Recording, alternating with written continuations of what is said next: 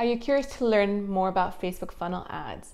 Today I have guest speaker Dr. Michael Ling, who is a dentist, and he's going to be talking to us about Facebook funnels and how he has successfully been running these funnels for his own dental practice.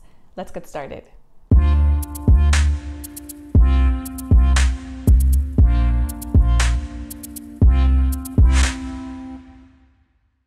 Hi, welcome to Digital Dental Marketing Made Easy. And today I am with guest speaker Dr. Michael Ling.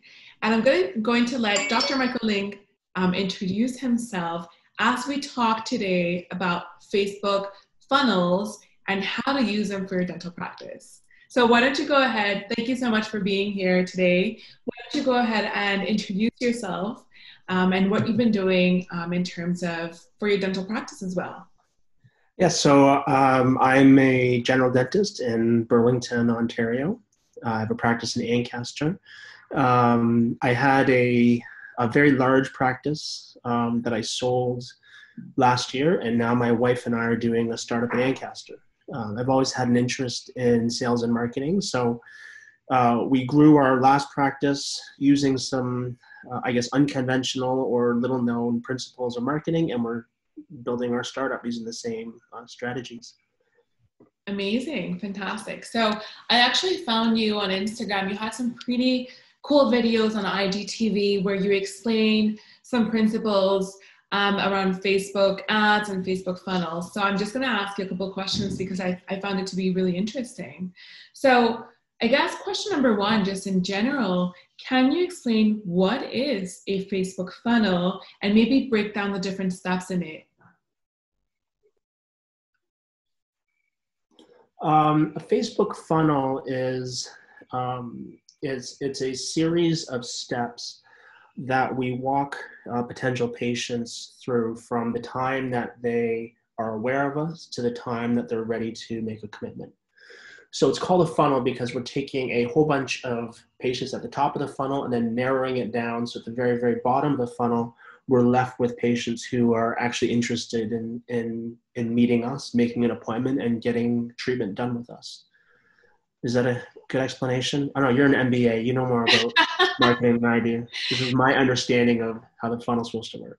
Absolutely. So I think you explained it really well. It's about, I guess, getting a lot of that traffic, and I would call it cold audience, maybe cold audience on Facebook, and sort of passing them through various steps until they become warmer. So that could be, for example, you would start out with a Facebook ad, and then maybe you send them to your website, and from what we know and our experience, they're not going to convert right away. So they're probably going to see your ad a couple of times, or maybe you retarget them again on Facebook. So that warmer audience that has gone to your website, now they know about you a bit more, so you retarget them with maybe a second ad.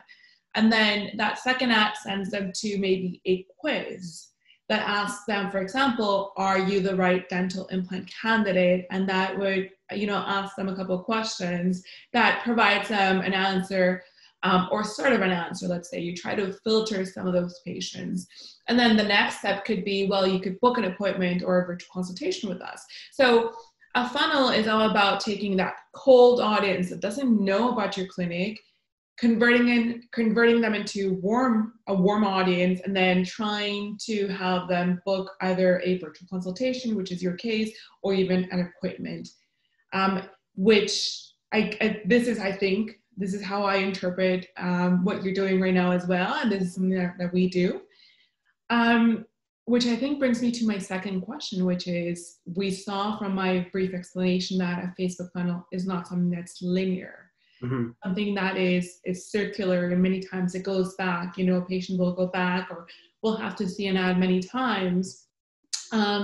So do you have anything to say about that in your experience? Yeah, I think you're absolutely right. I like what you said about taking cold audiences and warming them up until they're ready to take action, make an appointment, or do something.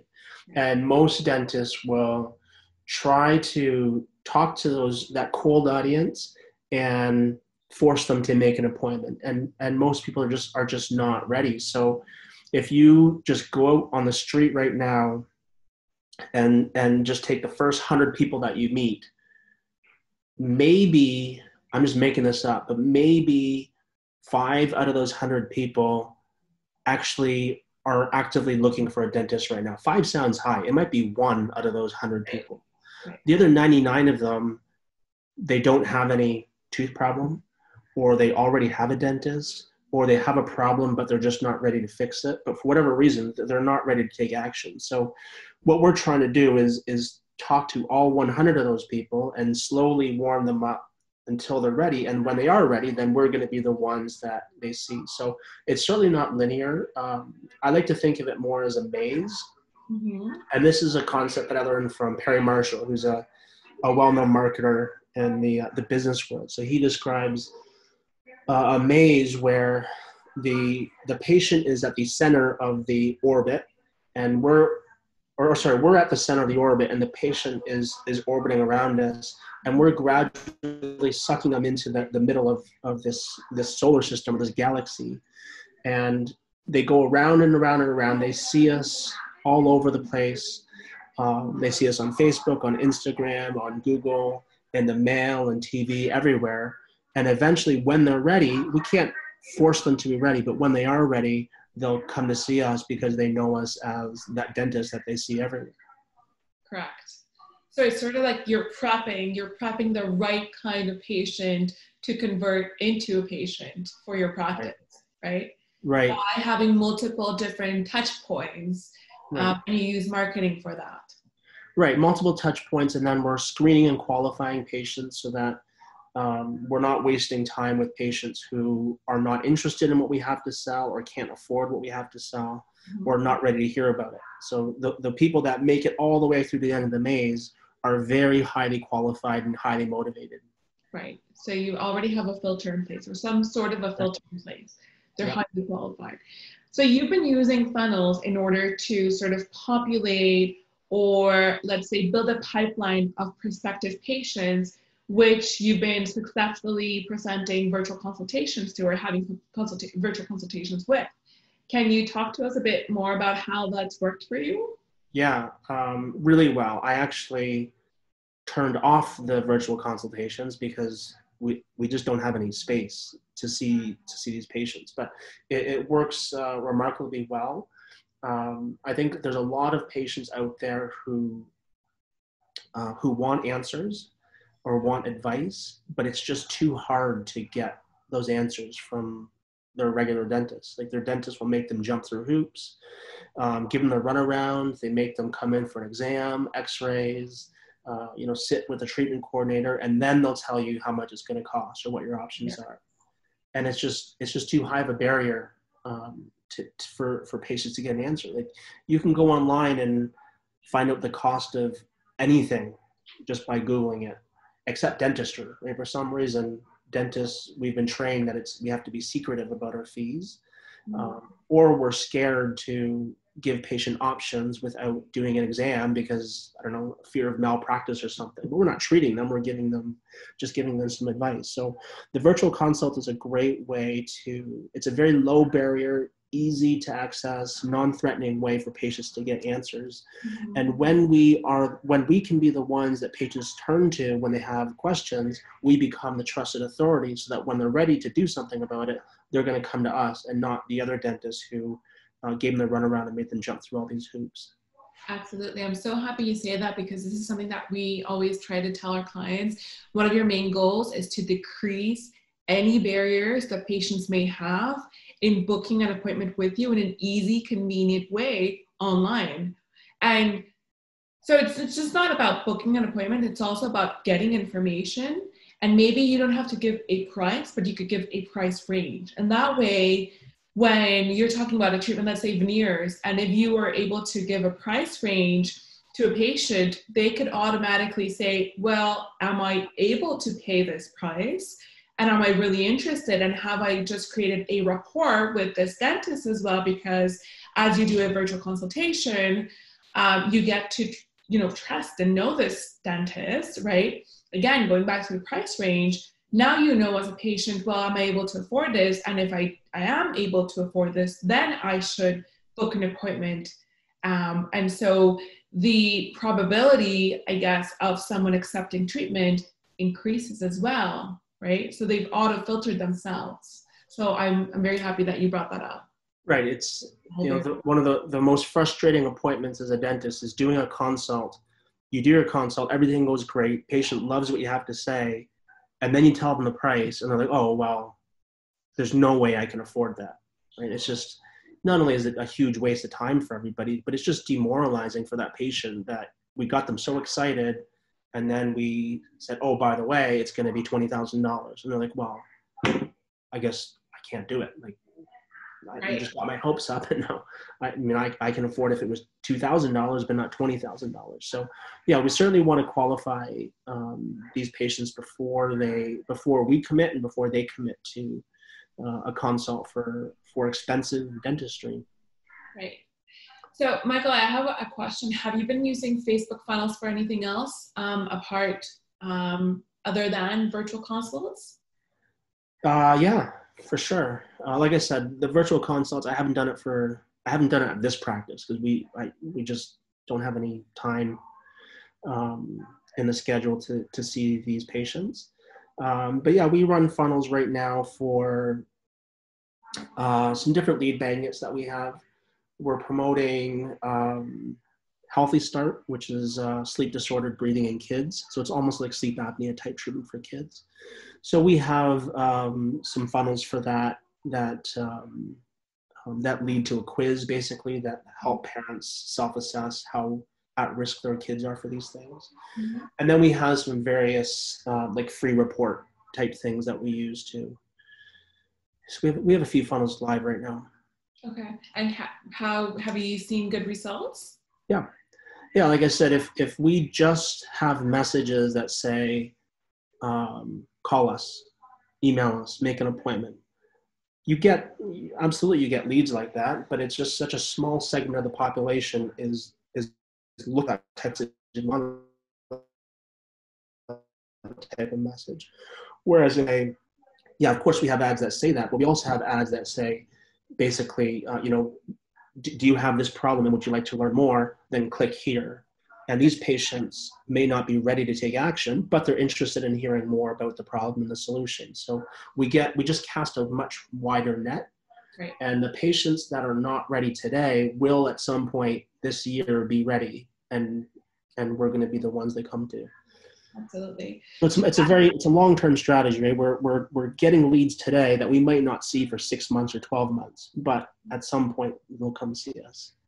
Do you want to just walk us through what the process is within your office? So a Facebook funnel is running. What happens next? So they go to a quiz. That's a very good question. Yeah, because most dental offices handle this very poorly. They'll get an email or a phone call, and the patient, let's say a patient calls or emails and asks a bunch of questions, and they don't make an appointment. That's a missed opportunity, right? So not everybody's ready to make an appointment, but there should be a process for following this patient because they are a pretty hot lead. Just for whatever reason, they weren't ready to make an appointment today. So when these leads come in, we have a Google sheet that auto-populates with their name, email, phone number, and where they came from, which of our landing pages they came from. We have an automated email sequence that there's a few different ones, but usually they're about 11 emails over 21 days. Okay. And then so that's all automated. And then manually we use phone and text to follow up with them at certain intervals as well. So our goal is to make friends, right.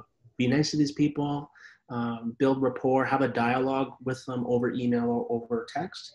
And then gradually, when we feel like the time is right, then we'll pitch them, we'll sell them something, right. Come in for an appointment, something like that. So I was just going to ask you about that. So those 11 emails within the 21-day period, what is the email about? Is it purely information? Is there a call to action in there?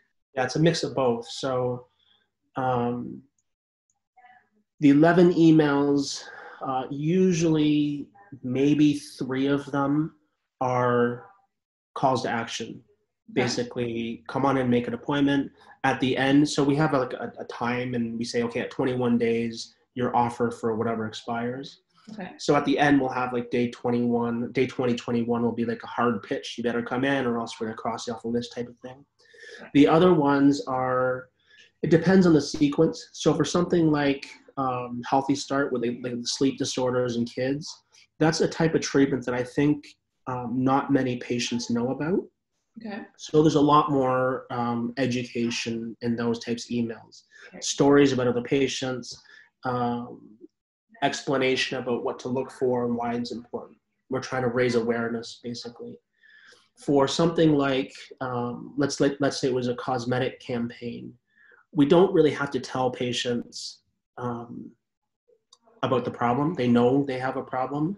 We tell more stories about patients that have been through similar things. We drip them some like before and after stuff.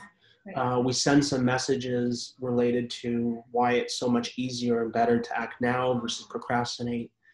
So it's a mix. It's a mix of like motivational stuff, inspirational stuff, stories, education, and then mixed in maybe a quarter of the messages would be a sales pitch, essentially. So what I'm hearing you say is a lot of education, very few, sales messages, very few of those. You're really trying to educate them, right? It's sometimes it's education. I think it depends on the campaign. So again, if the patient doesn't understand the problem, like with sleep disordered breathing, nobody knows what this is, then there is quite a bit of education. Mm-hmm. I don't really know if it matters exactly what we say to the patient. I think it's important that we just sound and look and feel different than other dentists. Right? So whatever message we're sending, we're talking in a very authentic conversational tone. Okay. Even if it's educational, it's not, here's your lecture on dental treatment X, right? It's done in a very, no different than, if I'm talking to you, we're writing in this type of tone, just the way that we would speak to a patient. So I think the feel of it is much more important than the actual content of the messages. Michael, and have you guys been tracking everything? As best as we can, yeah. The problem, tracking is important. The problem with tracking, I found, is we can get carried away. Right. Especially when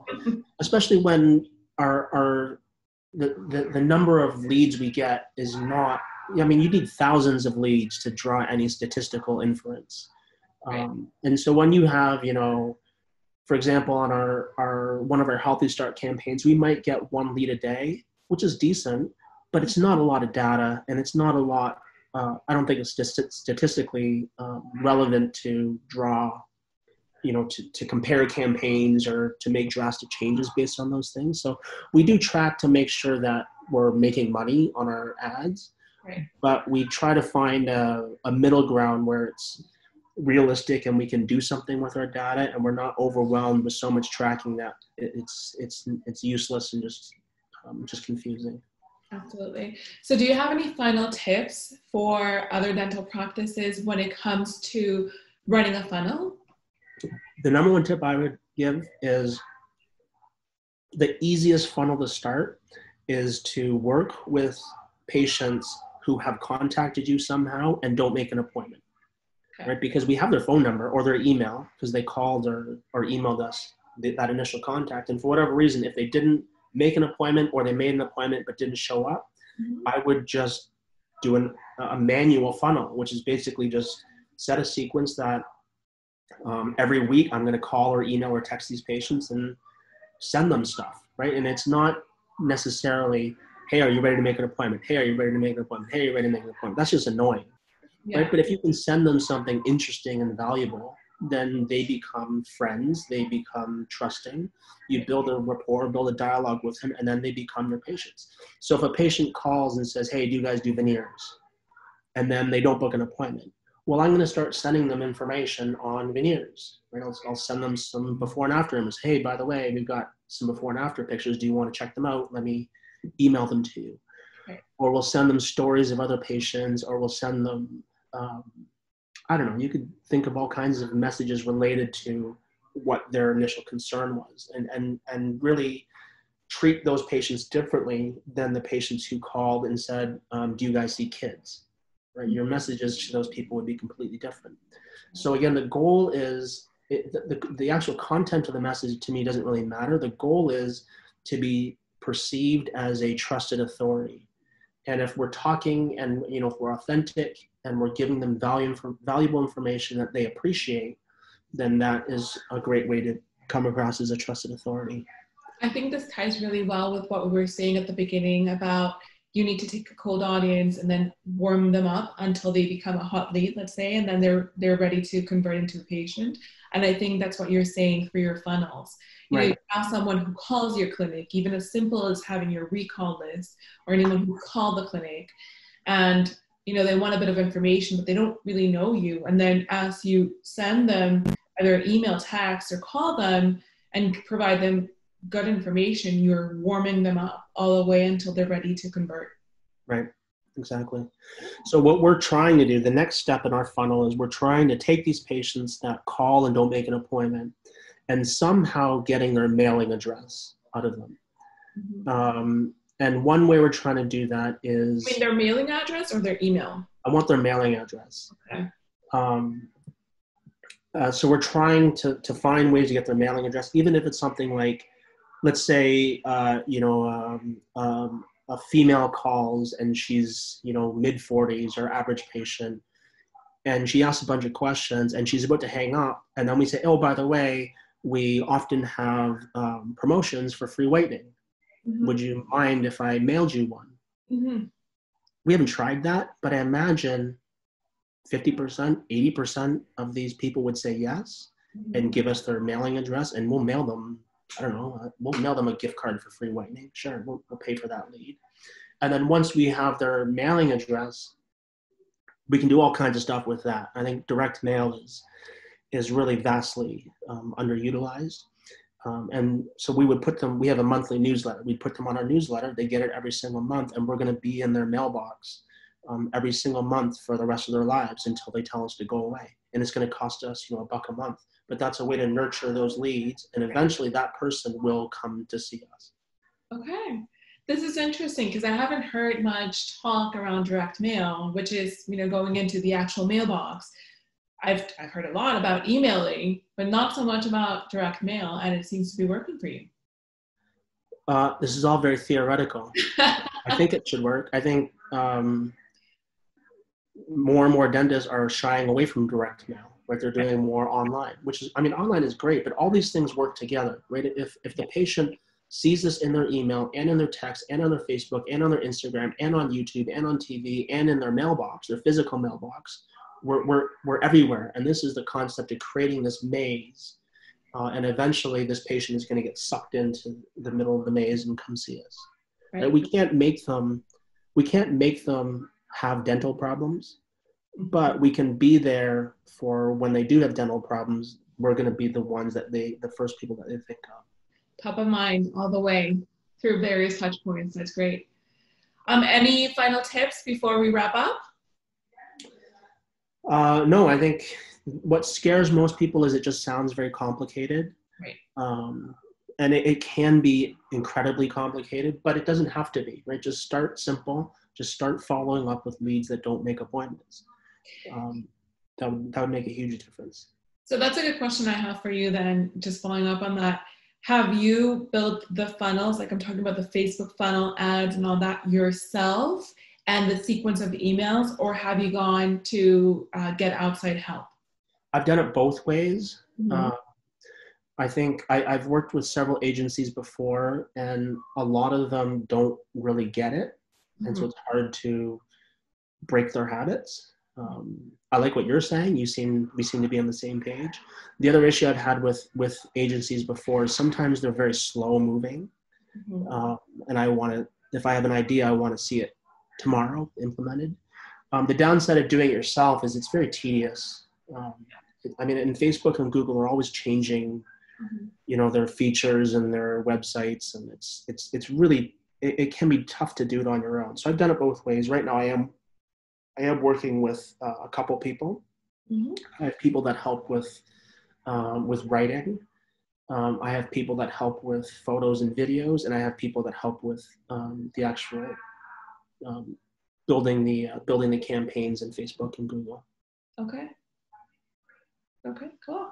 Right, but the easiest way, I kind of do it because I'm a bit of a nerd about this stuff and I enjoy it. The Yeah. easiest way, absolutely, is just find somebody that knows what they're talking about and just pay them to do it. Right. I mean, and then the dentist should do the dentistry. I mean, that's the most common sense way of doing it. I just kind of enjoy tinkering. I think for us, we've seen the best results when the dentist is really involved. But then they could, hand off technology and everything else to us. But the dentist has to be really involved and someone who understands, what it is that we're doing and has a vision for what they want as well. So right, one of the most important factors in making any of these funnels work is authenticity, and you as an agency can't fake the authenticity, right? The dentist, the practice, they have their own pictures and videos. Otherwise, especially on things like Facebook and Instagram, people can spot ads from a mile away. Oh yeah, absolutely. And so it has to feel authentic and genuine. Otherwise, it's going to fail. Yeah, I agree. On that point, something that we like to do a lot is have like a hybrid model. Like if we're not talking about Facebook ads, rather Facebook or Instagram organic posts, we have a hybrid model whereby we work with someone within the practice and they're taking some of the videos and the pictures and content, etc. And we're creating some of the other more polished stuff.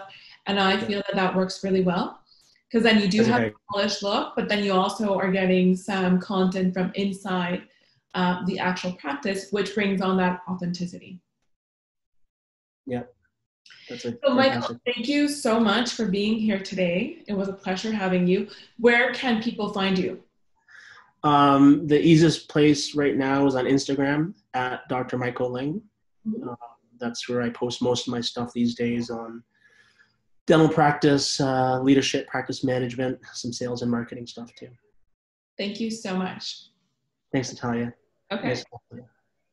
Hey, I hope you enjoyed that interview with Dr. Michael Ling. I especially liked how he explained that Facebook funnels are in no way linear, which is a common misconception. They follow a circular motion whereby the clinic is at the middle and the patient has to go through various touch points all around before it actually converts and books an appointment. So that was a great point right there. Let me know if you have any questions about Facebook funnels in the comments below. Do not forget to subscribe to our channel so that you don't miss out on all the videos that we upload on tips, tricks, recommendations, guest speakers, etc., all around how to grow your own dental practice via smart digital marketing strategies. I will see you next time, same place.